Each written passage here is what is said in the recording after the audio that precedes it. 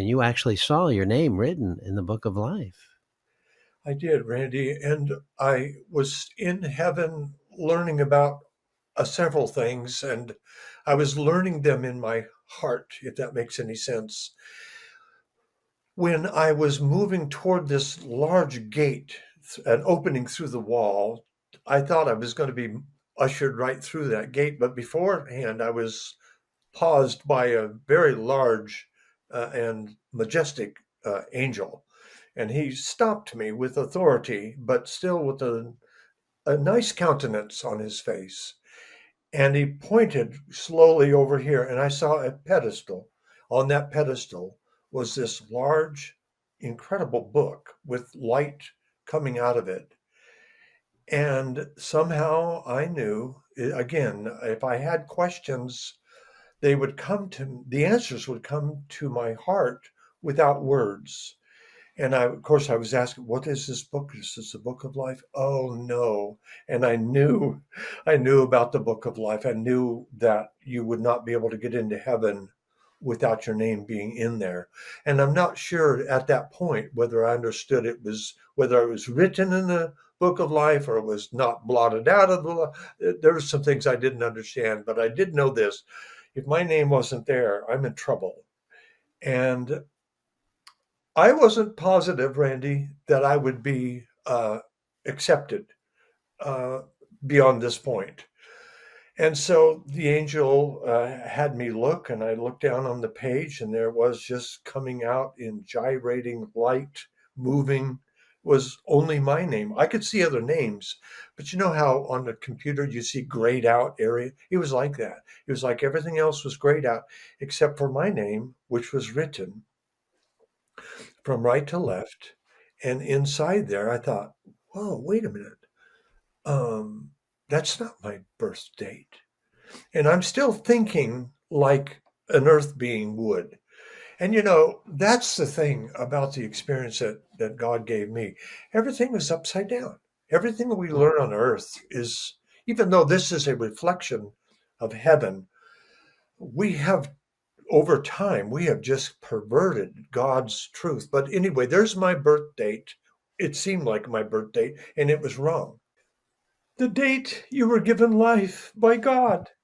It's your date of life. When you're still in the womb, you're given life on this date, the day that you were conceived. That's when I was created. We're all given that date, a day of creation. And in heaven, that is recorded in my belief. I've that's what I saw.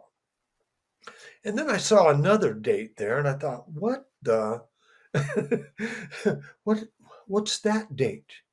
And again, I felt like there was communication going on, but it was heart to heart. And I realized, oh, I see. That's the date I was, as the Bible said, as Jesus said, born again.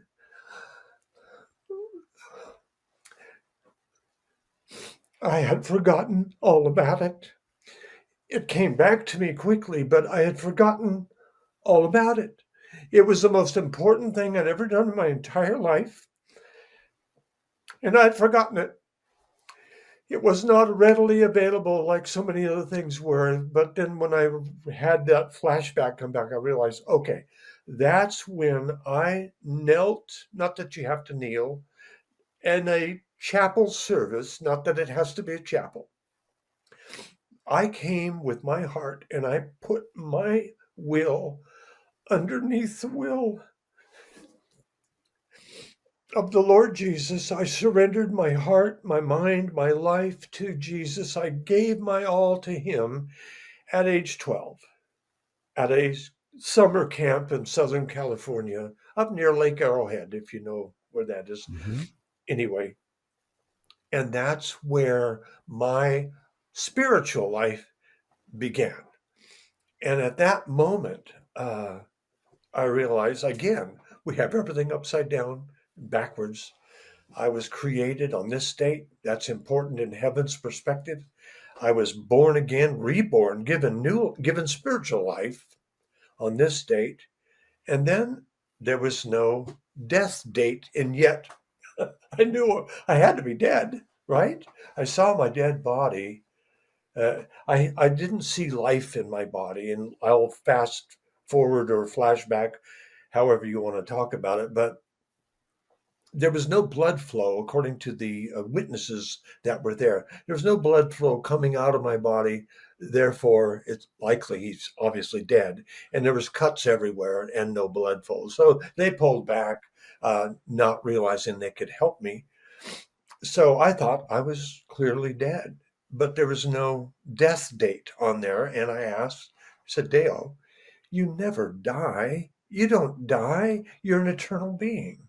You live forever, Mm. one way or the, one place or the other. And I realized, oh my gosh, okay, so I had everything right.